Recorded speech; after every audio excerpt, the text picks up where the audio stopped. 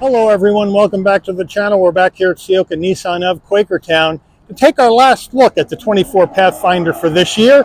What we have here is a 2024 Nissan Pathfinder. This is the SV trim with four-wheel drive. Pearl white tri-coat is the color. Black cloth interior, they call it charcoal, looks black to me. So we're going to take a look at this trim. We've already seen the Platinum and the SL trim, the two higher level trims. This is a trim down, one up from base called the SV. So we're going to check this out. Obviously a much less cost and price point. So maybe this is the Pathfinder if you're in the market for this mid-size three-row SUV. Maybe this is the one to get. You let me know. Now let's dig in. Front end of our Pathfinder. I do like the way this pearl white tri-coat goes with the black V-Motion Nissan grille with some chrome around it to jazz it up. LED daytime running lights, LED headlights, standard bulbs for turn signals, functionality in the grille, top and bottom. Looks good here on the front of this Pathfinder. Now, when we come to a wheel and tire setup, we're looking at an 18-inch machined aluminum alloy wheel in gray, the Nissan badge on the center cap. Now, these wheels, not my favorite choice in tire. Kumho Krugen all-season tires. 255 on the width of 60 series sidewall 18s. They could have gone with the Yokohama Avid GT here. I think instead Kumho's won't last long, but that's what it is. Let me know what you think. We got four-wheel drive in the Pathfinder. Moving on out, nice shape, nice evolution of design.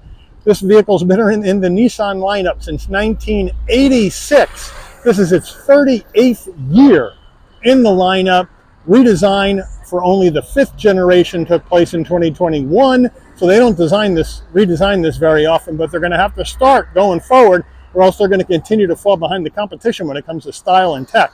So let me know what you think about that action, but it is a nice shape. As we move in closer, we're going to have that pearl white tri-coat color match on the side view mirror, LED turn signals, color match front and rear door handle, left side fuel filler cap. Up top, we're going to go gloss black on the crossbars and the roof rail. And then on the roof, we're going to go with the color match shark fin antenna. No sunroof in the SV, at least in this one. Rear end of our Pathfinder. Again, a good looking muscular rear end, I think. LED tail lights, standard bulbs for turn signals. We have the roof spoiler coming off the top, but the wiper down below on the glass would have been nice to them to tuck that up. Pathfinder in big block lettering across the tailgate. SV all-wheel drive on the bottom right. And then down below, we got flat black on our bumper area, and our exhaust is tucked up underneath the right side of the vehicle. We are under the hood of this 24 Pathfinder SV.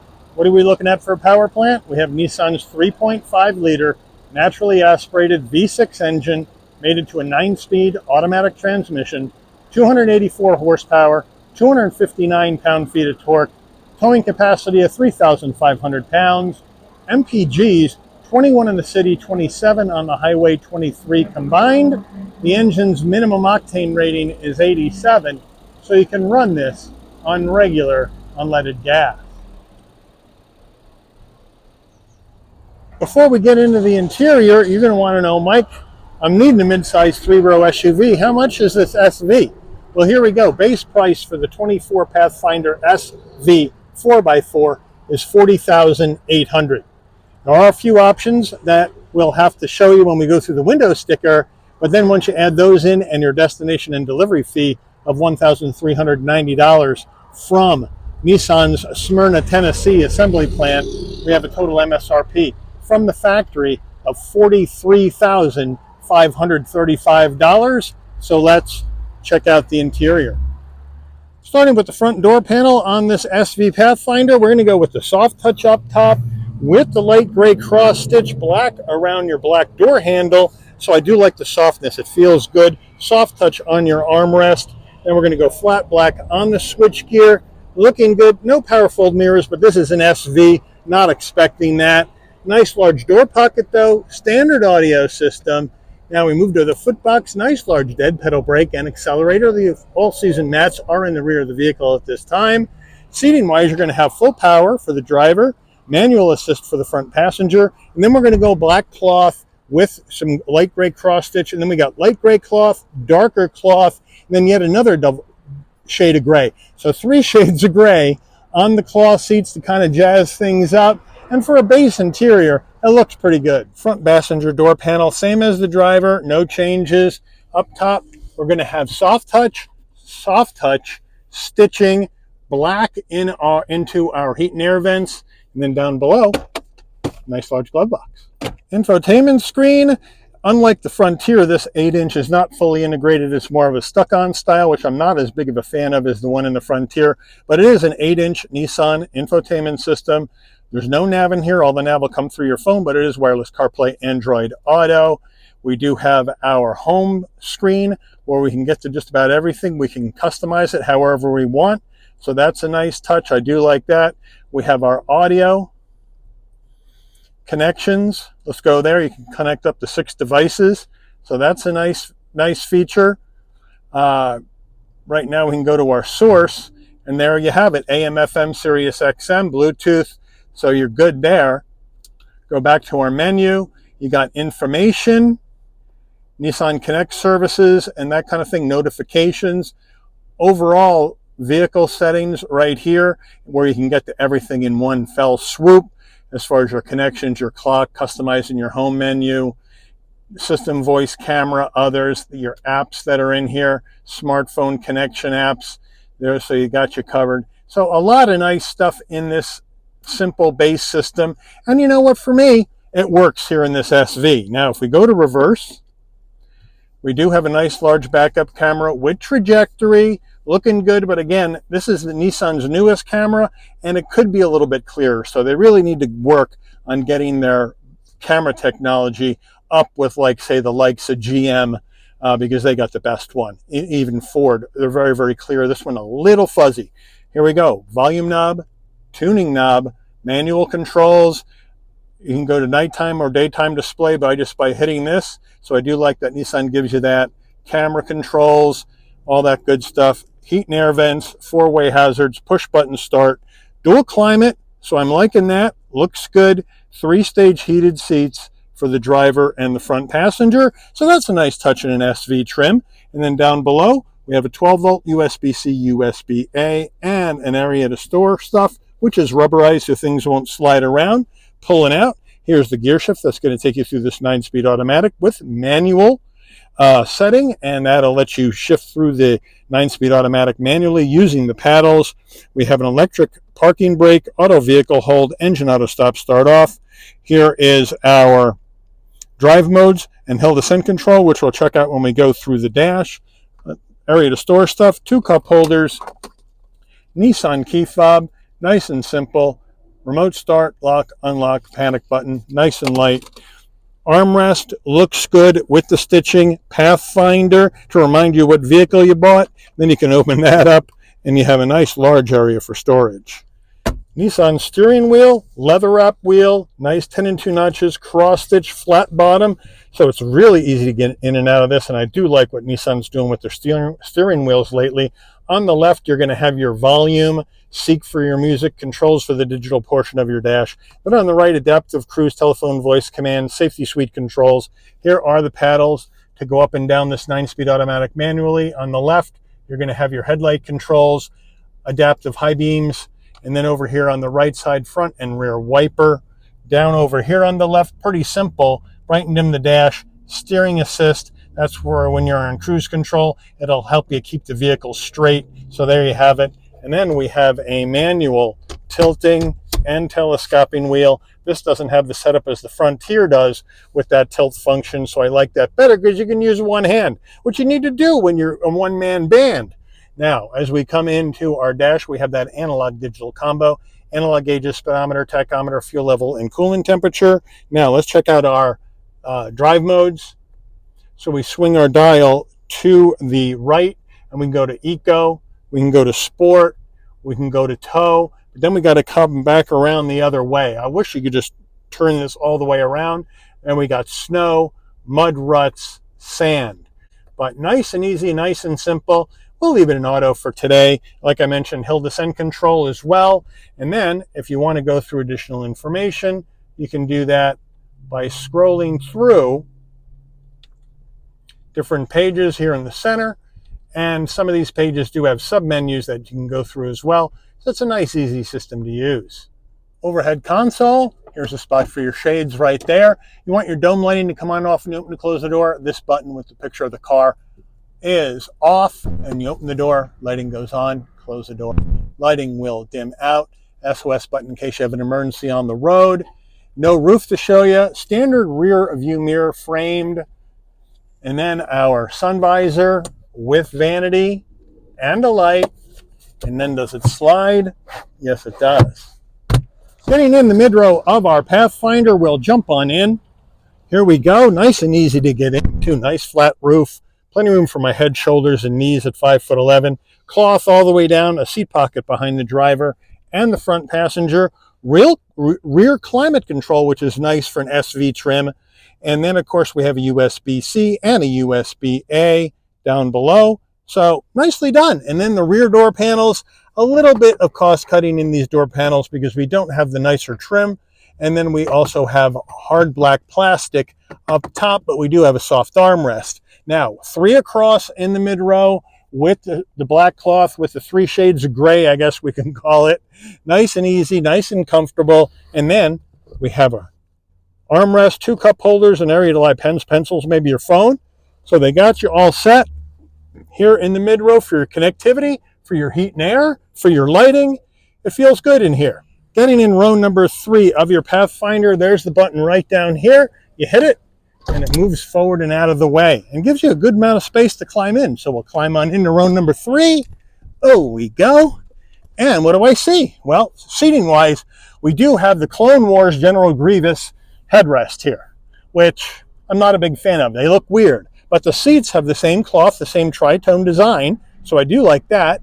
And we do have 2 cup holders, but we don't have third row connectivity. And in today's world, where everybody's got third row connectivity now in the new redesigned SUVs, it would be nice to see Nissan throw that in here. And if I want to get behind the mid row, I still have plenty of knee space, headroom, and shoulder width room, so I go for a long ride back here as a full-size adult.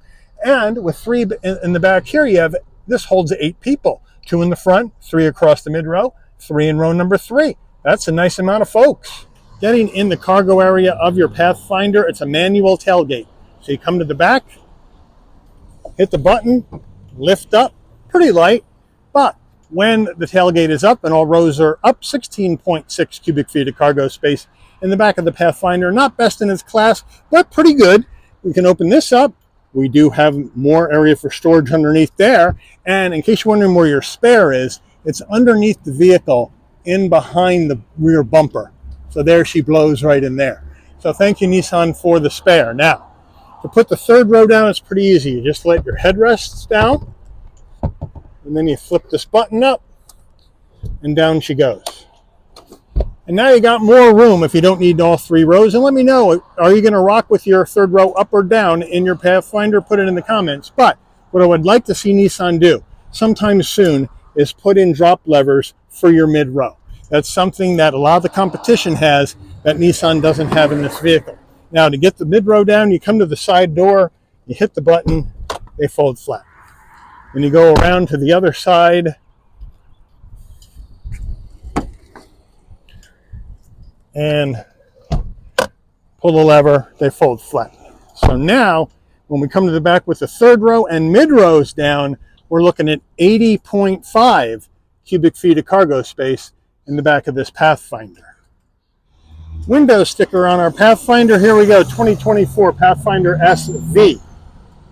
4-wheel drive. We have our standard features.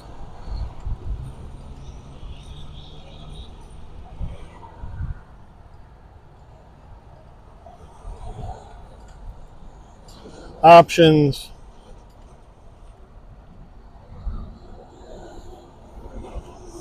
MPG estimates. Crash ratings. Made in Tennessee. Let's take this baby out for a spin.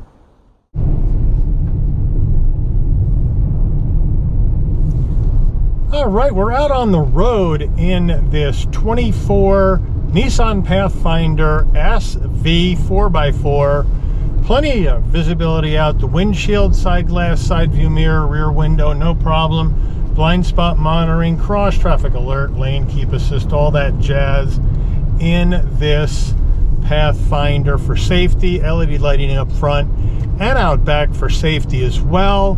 Nice, smooth, well-damped ride in the Pathfinder. No doubt about that. Feels good. Steering, a little bit light, but nice and direct. I love the way Nissan is making their steering wheels and how their vehicles handle. I think they handle really, really well. Of course, now we're stuck behind a giant, massive truck. This is what happens when you try to drive in the farmlands. Sometimes you run into vehicles that need to get to the farms, deliver that produce. But anyway, Pathfinder is available in either two-wheel drive, which is front-wheel drive, or four-wheel drive. We have the SV four-wheel drive, and you can get it in a few different trims. You can get the base level S trim, then you can go SV, then you can go to Rock Creek, then SL, and then the top of the line Platinum trim. Might have one of those backwards, but those are basically your Pathfinder trims for 2024. And it's just a good, solid, mid-size three-row SUV. And I think that's where it hurts a little bit. I don't want to say it isn't a good vehicle, but it's not flashy. It kind of goes along to get along. And I think sometimes it gets lost in the sea of three-row mid-sized SUVs. There's so many to choose from, and other automakers like Kia with the Telluride and Hyundai with the Palisade, you know, the new Traverse, the new Acadia, they're making big splashes in the market. And you know, Nissan redesigned this 3 model years ago, and it's just kind of flying under the radar from what I can see. But the naturally aspirated V6 gets the vehicle up to speed easily, and I love the V6 in here. 3.5 liter V6, I should say. If I said 3.8, sorry, I just got out of the Frontier. And it gets right up to speed. The 9-speed automatic transmission, smooth as glass, no issues.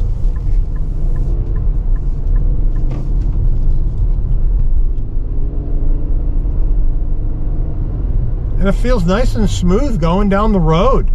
Really does, really well damped. And I feel like an open, airy cabin in here, so I now have no issues there at all with the cabin. Doesn't feel claustrophobic. I got plenty of room for my third row passengers. A little less cargo room than some of the competition, but not bad. I got a turning radius that's acceptable at 19.5 feet.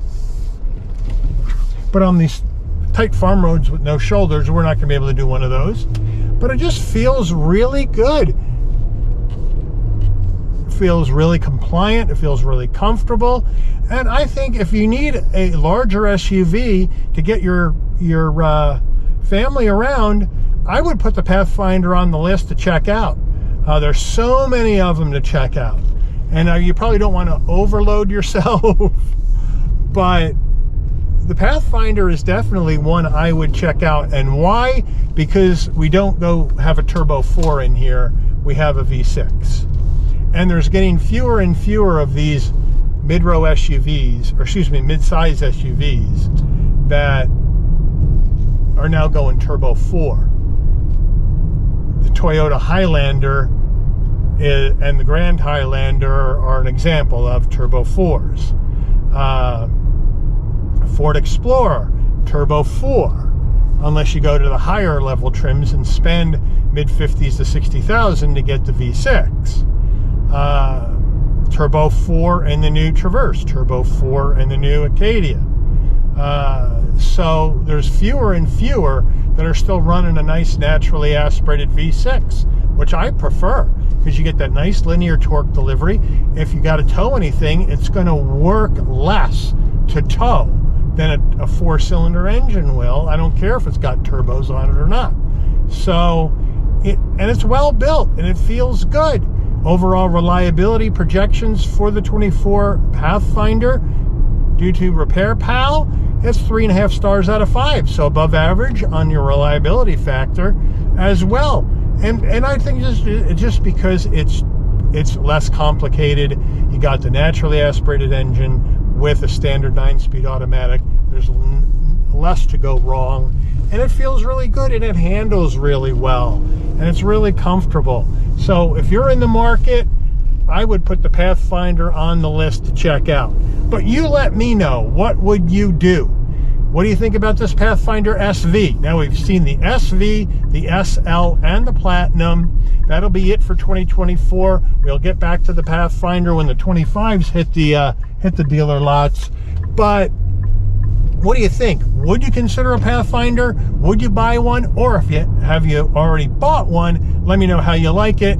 Or, you know what, this isn't for you, I'm going to go to the competition. Let me know where you would go. Put that in the comments as well. But I do want to thank Ciocca Nissan of Quakertown for allowing the channel access to this 2024 Nissan Pathfinder SV 4x4 for review today. I'd like to thank all of you for watching. If you enjoyed this video, please consider giving it a like.